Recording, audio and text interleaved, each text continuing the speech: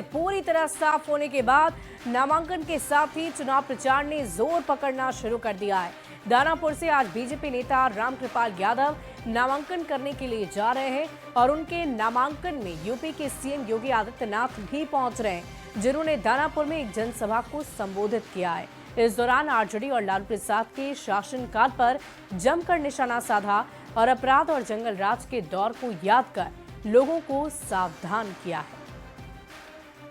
नहीं जानता है 1990 से 2005 तक बिहार का जंगल राज और परिवारवाद आपने देखा होगा। कौन वे लोग थे जिन्होंने बिहार की ज्ञान भूमि को, बिहार की इस आध्यात्मिक ज्ञान भूमि को परिवारवाद और अपराध की भूमि बना करके यहां के हमारे नौजवानों के सामने पहचान का संकट खड़ा कर दिया था। यहां विकास के नाम पर उस कालखंड में किस प्रकार की अराजकता फैलाई गई थी, ये किसी से छुपा हुआ नहीं। विकास के नाम पर यहां पर पेशेवर गुंडे और माफियाओं को सत्ता का संरक्षण 1990 से 2005 के बीच में प्रदान करके पूरे बिहार के विकास को बाधित कर दिया गया था। अब बिहार में अपराध को अपनी पपौती बना करके अपहरण का उद्योग चलाने का दुस्साहस नहीं कर सकता। अब तो केंद्र सरकार ने और राज्य सरकार ने मिलकर के विकास के जिन कार्यक्रमों को आगे बढ़ाया है, उन कार्यक्रमों में अब पेशेवर माफिया और अपराधी कहीं बाधक नहीं बन पाएंगे। दानापुर में एक जनसभा को संबोधित करते उत्तर प्रदेश के मुख्यमंत्री योगी आदित्यनाथ ने एक बड़ा बयान दिया। उन्होंने कहा कि बिहार में विकास की इस नई प्रतिस्पर्धा को बाधित करने के लिए आरजेडी और कांग्रेस उनके सहयोगी दलों इंडी गठबंधन ने फिर से शरारत शुरू कर दी है। वो है विकास बनाम बुर्के की बहस। यहाँ पर आरजेडी और कांग्रेस ने बुर्के को लेकर एक नई बहस को शुरू कर दिया है। क्या उन्हें फर्जी मतदान करने का अधिकार दिया जाना चाहिए? क्या यहां पर विदेशी घुसपैठियों को आकर बिहार के दलित, गरीबों और नागरिकों के अधिकार पर डकैती करने की छूट देनी चाहिए? राजद और कांग्रेस फर्जी मतदान करवाने की अपनी इस चेष्टा को पूरा करना चाहते हैं। जहन्नुम की यात्रा में जा चुके। जब बिहार के नौजवानों के मुंह पे विकास की चर्चा है, जब विकास की प्रतिभा को लेकर के बिहार का नौजवान आगे बढ़ना चाहता है, तब यहां पर बुर्के को लेकर के कांग्रेस ने, आरजेडी ने नई बहस को आगे बढ़ाने का कुत्सित प्रयास किया है। आप मुझे बताइए, क्या इनको फर्जी पोलिंग करने का अधिकार दिया जाना चाहिए? क्या यहां पर विदेशी घुसपैठियों को आकर के बिहार के गरीबों का, बिहार के दलितों का, बिहार के नागरिकों के अधिकार पर क्या उन्हें डकैती डालने की छूट देनी चाहिए? और इस बीच एक बड़ी खबर के लिए रुख करते हैं सहयोगी विभा का।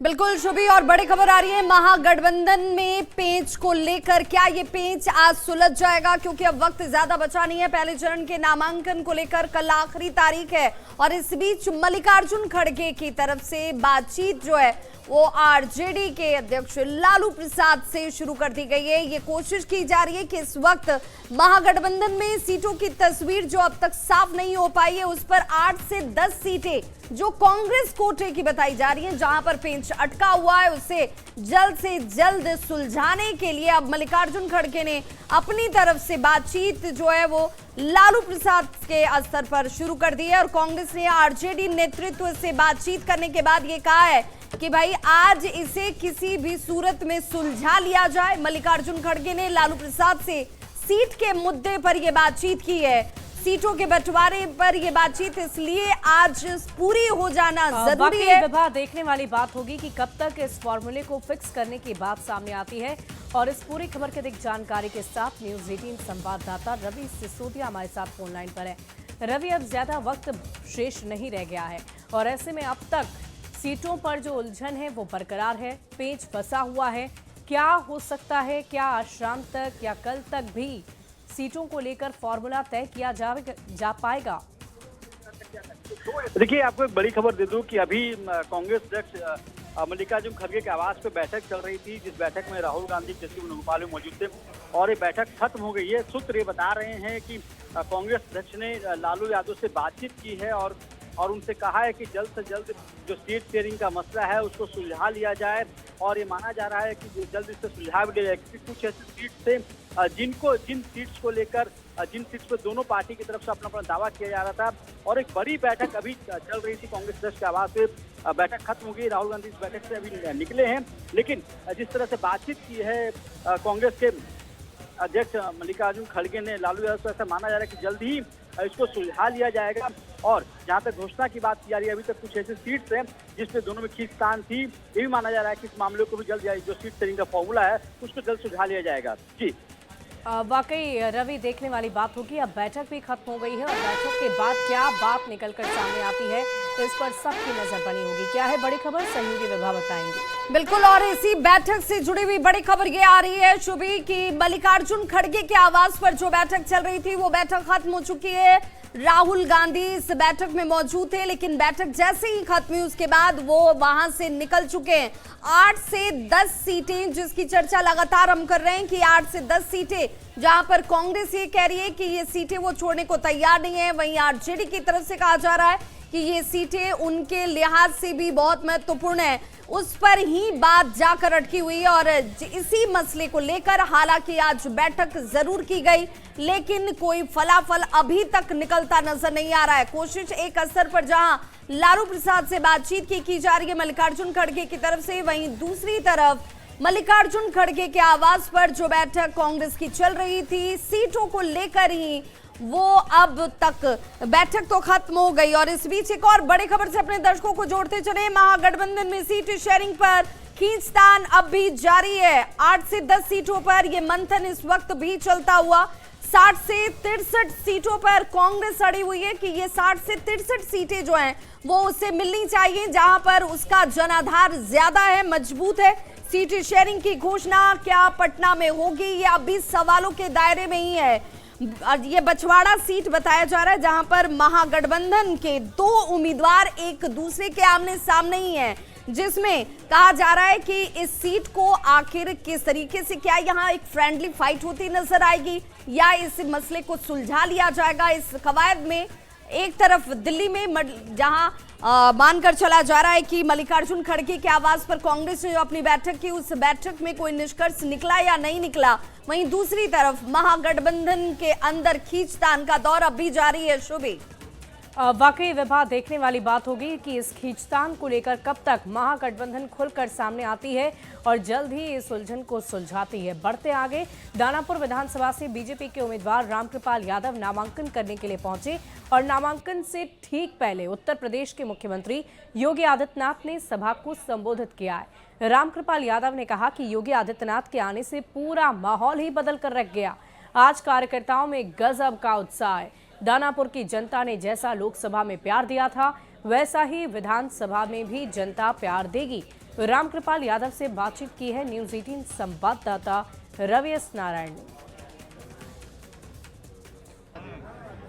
दानापुर से बीजेपी उम्मीदवार रामकृपाल यादव जो है वो हमारे साथ हैं और आज योगी आदित्यनाथ की सभा भी हुई।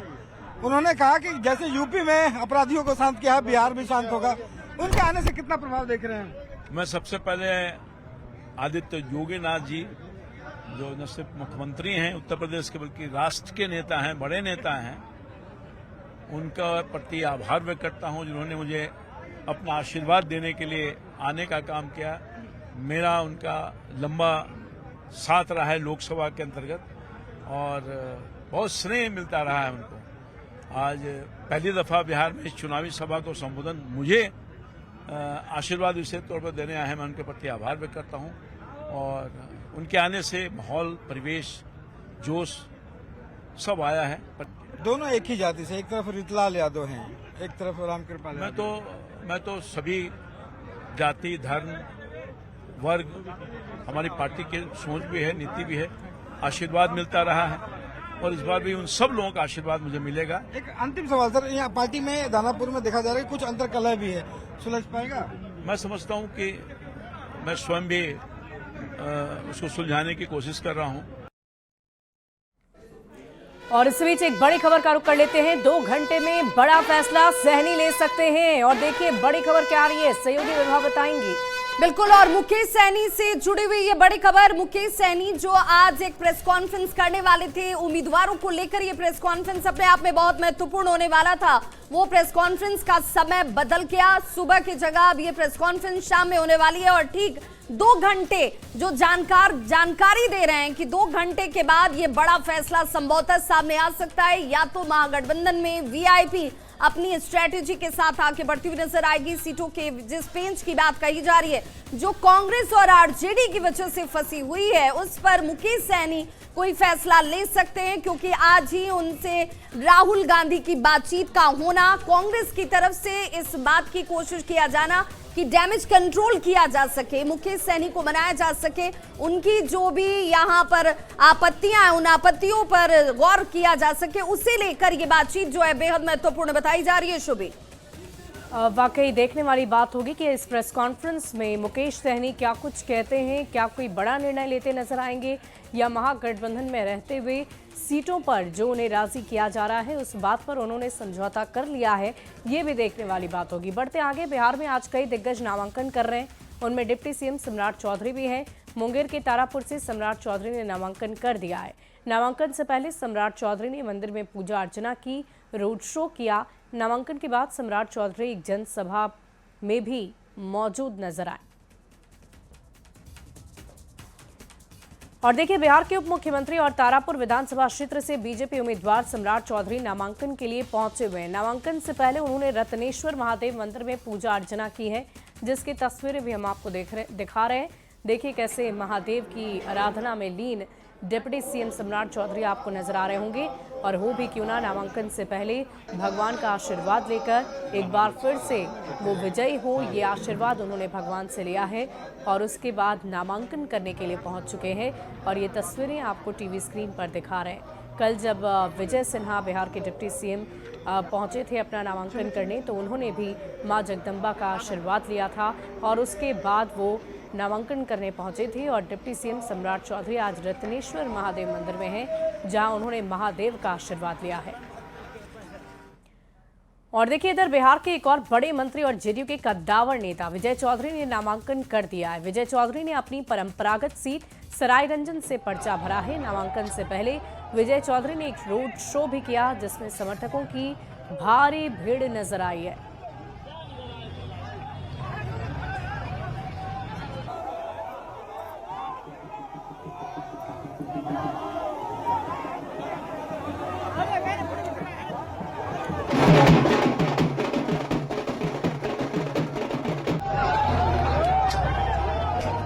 और इधर राघोपुर से तेजस्वी यादव को हराने वैशाली की सभी सीट पर एनडीए प्रत्याशियों की जीत के लिए केंद्रीय मंत्री नित्यानंद राय ने प्रत्याशियों के साथ ऐतिहासिक पतालेश्वर मंदिर में पूजा अर्चना की है। पूजा अर्चना के बाद नित्यानंद राय ने कहा कि इस बार एनडीए प्रत्याशी सतीश कुमार तेजस्वी यादव को हराकर रहेंगे। जगत कल्याण के लिए हम महादेव की पूजा किए हैं, लेकिन आज हम संकल्प यह भी लिए हैं कि पूरे बिहार में एनडीए की सरकार बने और हम इस वैशाली जिले के एनडीए के 8 सीटों पर राघोपुर, हाजीपुर, लालगंज, वैशाली, पातेपुर, महुआ, राजापाकर, महनार, हम 8 सीट जीते।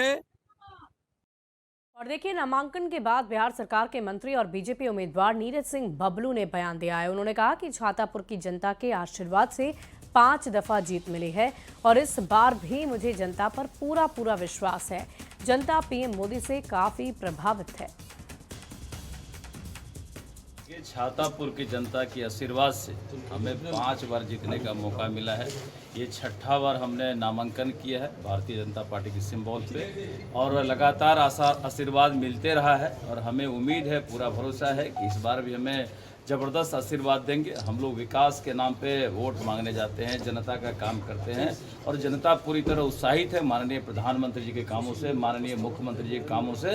तो जनता कमर कस के बैठी हुई है कि इस बार भी एनडीए की मजबूत सरकार बनाएंगे और बिहार को आगे बढ़ाएंगे। कितने सीटों पर नामांकन? हमने अभी 4 सीट पर नामांकन किया है। और देखिए, पीएम मोदी आज आंध्र प्रदेश पहुंचे, जहां उन्होंने श्री शैलम जाकर पूजा अर्चना की है। उन्होंने देशवासियों की खुशी और अच्छी सेहत की कामना भी की। तस्वीरें भी हम आपको दिखा रहे हैं। प्रधानमंत्री मोदी अक्सर आपको भक्ति में लीन नजर आते होंगे और जगह जगह पहुंचकर प्रधानमंत्री नरेंद्र मोदी पूजा अर्चना करते नजर आते हैं, कभी केदारनाथ, कभी बद्रीनाथ। और आज ये तस्वीर आंध्र प्रदेश के श्री शैलम से तस्वीरें सामने आई, जहां उन्होंने पूजा अर्चना की है। और देखिए, बेगूसराय में गरीब दास के नामांकन के दौरान तेघरा अनुमंडल कार्यालय में जबरदस्त बवाल हुआ। खेल मंत्री सुरेंद्र मेहता और भाजपा के युवा प्रदेश अध्यक्ष गरीब दास कार्यालय में मौजूद रहे, जिसके बाद पुलिस को लाठीचार्ज करनी पड़ी।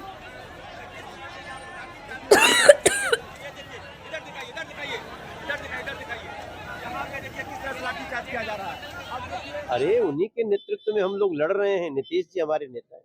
नेता मुख्यमंत्री नहीं हो सकते? अरे भाई, नेता ही होता है और कौन होता है। और देखिए, आज से बिहार दौरे पर अमित शाह शाम को संगठन से जुड़ी बैठक करेंगे। धर्मेंद्र प्रधान बैठक में शामिल होंगे। बिहार बीजेपी के बड़े नेता मौजूद रहेंगे। 3 दिन के दौरे पर बिहार आ रहे हैं। 3 दिनों में कई कार्यक्रमों में शामिल होना है अमित शाह को। कल सारण में जनसभा को संबोधित करेंगे अमित शाह। बड़ी खबर आपको बता रहे हैं, आज से बिहार दौरे पर हैं अमित शाह।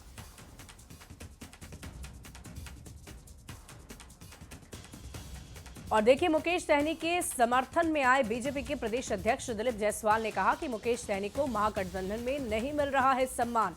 मुकेश सहनी के लिए मुझे काफी दुख है। पूरी तरह से साहनी और सहनी समाज का महागठबंधन में अपमान हो रहा है। मुकेश सहनी को डगरा का बैगन बनाकर रख दिया गया है। महागठबंधन में अभी मुकेश सहनी चुप रह जाएं, लेकिन सहनी समाज में इस बात को लेकर काफी ज्यादा आक्रोश है। लेकिन मुकेश सहनी जी के साथ अन्याय हो रहा है, क्योंकि मैं देख रहा हूं कि मुकेश सहनी जी का जो सम्मान एनडीए में था और आज जिस तरह से उनको डगरा का बैगन बना करके फेंकने का प्रयास किया जा रहा है। मुकेश सहनी का भी अपना एक सम्मान है, इज्जत है। सहनी समाज आज मल्लाहों के साथ, निषादों के साथ, सहनी के साथ जो अन्याय यूपीए करने जा रही है और विशेष करके कांग्रेस और राजग, अगर मुकेश सहनी का इस तरह का अगर अपमान करेगी तो हमें लगता है कि मुकेश सहनी जी को भी कहीं न कहीं ठेस पहुंचा है। और फिलहाल इस बुलेटिन में अभी के लिए बस इतना ही। आप बने रहे न्यूज़ 18 बिहार झारखंड के साथ।